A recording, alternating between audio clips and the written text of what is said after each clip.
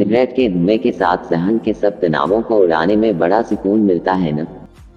लेकिन आपको पता भी नहीं चलता ये धुआं किस तरह आपको अंदर से खोखला करता जा रहा है।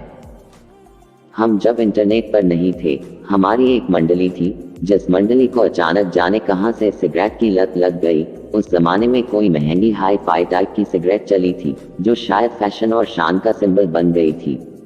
हम जब उनसे मिलते तो उन्हें सिगरेट पीने से रोका करते कि हमने पढ़ा है इससे आपके बाल झड़ने लगेंगे, चेहरे पर झुर्रियां पड़ने लगेंगी, और सबसे बड़ा खतरा आपका स्पर्म काउंट गिर जाएगा, सेक्स ड्राइव घट जाएगी, और आगे चलकर जब आपकी शादी होगी तो आप शादीशुदा जिंदगी का आनंद नहीं ले पाओगे।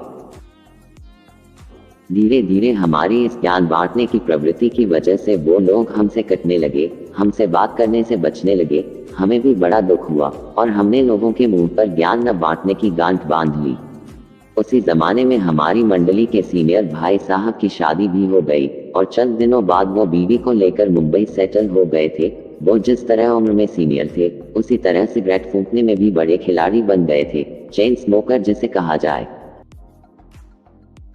अभी चंद दिनों पहले एक फंक्शन में उनसे मुलाकात हुई। वो भाई जो अपनी हैंडसम लुक्स के लिए फेमस थे आज इस कदर बूढ़े और बेडौल नजर आ रहे थे कि कोई यकीन न करे कि ये बंदा अभी 40 साल का भी नहीं हुआ है।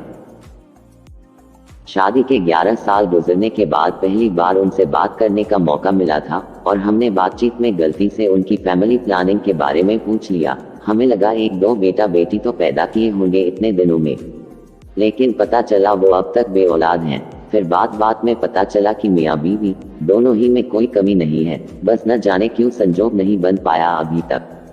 डॉक्टर आईवीएफ के लिए कहते हैं, उससे गारंटी काम हो जाएगा।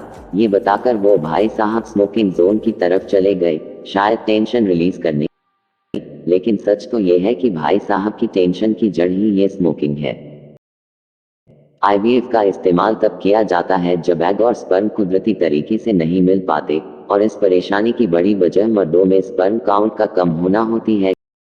खैर दुआ करते हैं कि भाई को किसी भी तरह औलाद की खुशी मिल ही जाए।